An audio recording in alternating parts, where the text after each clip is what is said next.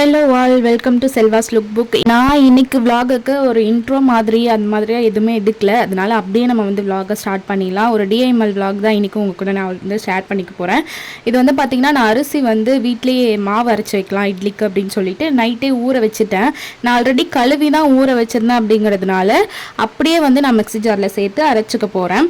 அப்படி கழுவாமல் ஊற வச்சுட்டோன்னா அப்போதைக்கு கழுவி அதுக்கப்புறமா சேர்த்து நம்ம அரைச்சிக்கலாம். நான் இன்றைக்கி வந்து என்கிட்ட கருப்பு உளுந்து தான் இருந்துச்சு. அப்படிங்கிறதுனால அதையே போட்டு இட்லிக்கு ஊற வச்சுட்டேன். நான் ஊற வச்சிருந்த மாவே வந்து பார்த்திங்கன்னா, நான் ஒரு 2 பேட்சாக வந்து போட்டு அரைச்சேன். ஏன்னா அரைச்சிட்டு இருக்கும் போதே வேற பவர் கட் ஆகிடுச்சு. அதுக்கப்புறமா கொஞ்சம் நேரம் கழித்து ரெண்டையும் நான் அரைச்சி எடுத்து வச்சுட்டேன் தனியாக. கையில் தான் நல்லா வந்து உப்பு போட்டு கையில் கலந்து எடுத்து வச்சேன். அப்போ தான் வந்து நல்லா கொஞ்சம் புளிக்கும் அப்படின்னு சொல்லிட்டு. அதுக்கப்புறம் வீட்டை கொஞ்சம் பெருக்கி தொடச்சி விட வேண்டிய வேலையெல்லாம் இருந்துச்சு. அதை கொஞ்சம் பார்த்துட்டு இருந்தேன். எப்போவுமே வீடு துடைக்கிறதுக்கு வந்து பார்த்திங்கன்னா, நான் வந்து என் ஹஸ்பண்ட் கிட்ட கொடுத்துருவேன். அவங்க தான் வந்து தொடச்சி விடுவாங்க. அண்ட் இது வந்து ஒயிட் டைல் அப்படிங்கிறதுனால கொஞ்சம் வந்து ஜாஸ்தியாகவே அழுக்காகுது. அப்பப்போ துடைக்க வேண்டியது இருக்குது. அண்ட் வந்து டெய்லி பெருக்கினாலுமே தூசி சேர்ந்துக்கிட்டே இருக்குது இந்த வீட்டில்.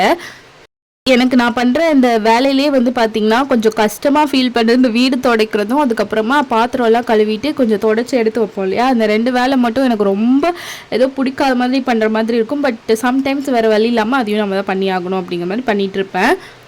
அண்ட் இந்த ரீசன்ட் டேஸில் பார்த்தோன்னா எங்கே பார்த்தாலும் இந்த ரேப் கேஸ் அப்படின்னு சொல்லிட்டு நிறைய கேள்விப்படுறோம். கொல்கத்தாவாக இருக்கட்டும், இந்த கிருஷ்ணகிரியில் இருக்க ஸ்கூல் ஸ்டூடெண்ட்ஸ் ரேப் கேஸாக இருக்கட்டும், இந்த மாதிரி எக்கச்சக்கமாக நடக்குது. இதெல்லாம் பார்க்கும்போது என்னடா இது, இன்னுமா நம்ம நாடு வந்து மாறாமல் இருக்குது, இன்னுமா இங்கே யாருமே திருந்தலை அப்படிங்கிற மாதிரி இருக்குது. இங்கே நிறைய பேர் நல்லவங்களும் இருக்காங்க, அவங்களெல்லாம் நம்ம தப்பு சொல்லவே முடியாது.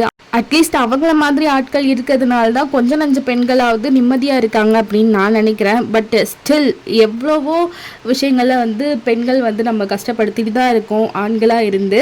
நீங்கள் ஒரு பையன் இந்த வீடியோ பார்க்குறீங்க அப்படின்னா, அட்லீஸ்ட் நீங்கள் பார்க்குற ஒரு பொண்ணுக்கு நீங்கள் உங்கள் கண்ணு முன்னாடி நீங்கள் எந்தெந்த பொண்ணெல்லாம் பார்க்குறீங்களோ, நீங்கள் வேலை பார்க்குற போகிற இடமா இருக்கட்டும், இல்லை வந்து உங்களை சுற்றி பார்க்குற எந்த ஒரு பொண்ணாக இருந்தாலுமே ரெஸ்பெக்டோட ட்ரீட் பண்ணுங்கள். இல்லை நீங்கள் ஒரு பொண்ணாக இந்த வீடியோ பார்க்குறீங்க அப்படின்னா, உங்களை சுற்றி இருக்க ஆண்கள், உங்களோட தம்பி, அண்ணன், இல்லை உங்களுக்கே ஒரு பையன் இருக்காங்க அப்படின்னா அவங்களுக்கெல்லாம் இந்த மாதிரி விஷயங்களை நல்லாவே சொல்லி கொடுத்து வளங்க. எப்போவுமே பொண்ணுங்களுக்கு ரெஸ்பெக்ட் கொடுக்கணும்.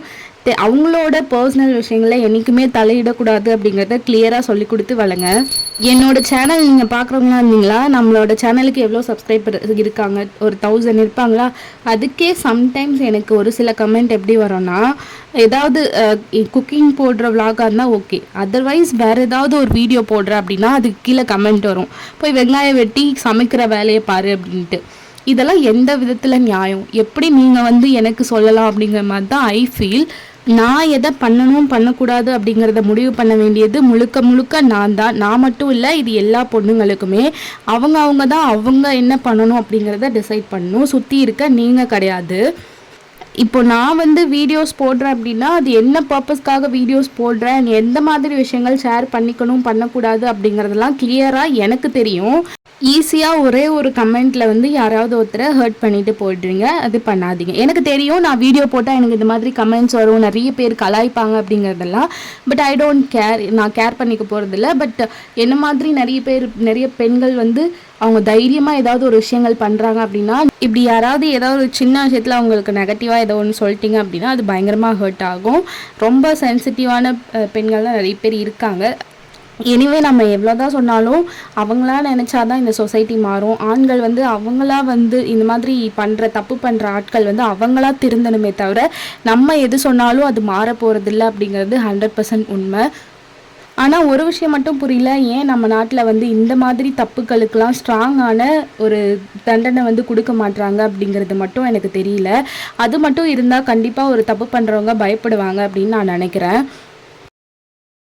பாதிக்கப்பட்டவங்களுக்கு அவங்களுக்கு நியாயம் கிடைக்கிறதே பல வருஷங்கள் ஆயிடுது. தப்பு நடந்த உடனே அவங்களுக்கான நியாயம் கிடைக்கிறதில்ல. தப்பு பண்ணவங்க இவங்க தான் தெரிஞ்சால் கூட அவங்களுக்கான தண்டனையும் கிடைக்கிறதில்ல. அது அப்பப்போ கிடைக்கணும் அப்படிங்கிறது வந்து என்னோட பாயிண்ட் ஆஃப் வியூ. ஸோ இப்போ நடந்துகிட்ருக்க இந்த ரேப் கேசஸ்லாம் பற்றி உங்களோட கருத்து என்ன அப்படிங்கிறத வந்து எனக்கு கமெண்ட்டில் சொல்லுங்கள். எனக்கு மட்டும்தான் இந்த மாதிரிலாம் தோணுதா, உங்களுக்கும் இந்த மாதிரி தோணுதா அப்படிங்கிறதையும் நான் தெரிஞ்சுக்க ஆசைப்பட்றேன். ஏன்னா நிறைய பெண்கள் இதனால் பாதிக்கப்படுறாங்க. நிறைய பேர் தப்பு பண்ணிவிட்டு இன்றைக்கும் சந்தோஷமாக வாழ்ந்துட்டுருக்காங்க. அவங்களுக்குலாம் தண்டனை கிடைக்கணும்.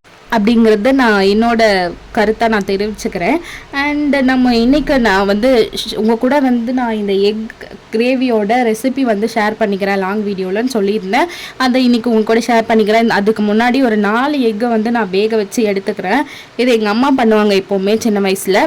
எனக்கு இட்லிக்கு ஊற்றி சாப்பிட்றதுக்கு ரொம்ப ரொம்ப பிடிக்கும். நான் மினி விலாகில் ஆல்ரெடி ஷேர் பண்ண மாதிரி எனக்கு சாப்பாட்டுக்கெலாம் ஊற்றி சாப்பிட்றத விட இது இட்லியில் ஊற்றி சாப்பிட்டோன்னா அவ்வளோ சூப்பராக இருக்கும் சூடான இட்லியில்.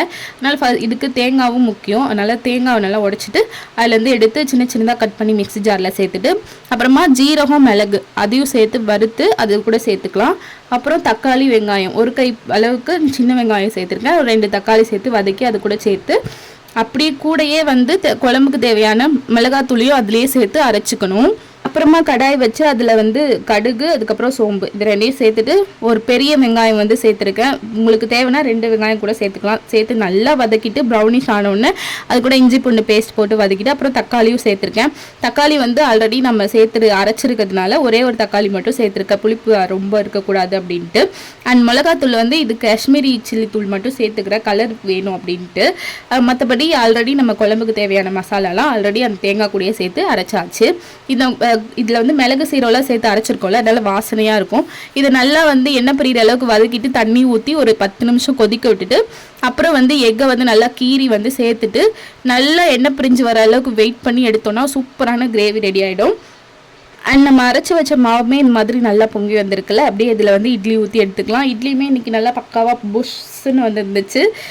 அண்ட் இந்த இட்லியோடு வச்சு சாப்பிட்றதுக்கு சூப்பராக இருந்துச்சு. நான் வச்ச கிரேவியும் ஒரு வாட்டி நீங்களும் ட்ரை பண்ணி பாருங்கள். இந்த விலாக் உங்களுக்கு பிடிச்சிருக்கும் அப்படின்னு நினைக்கிறேன்.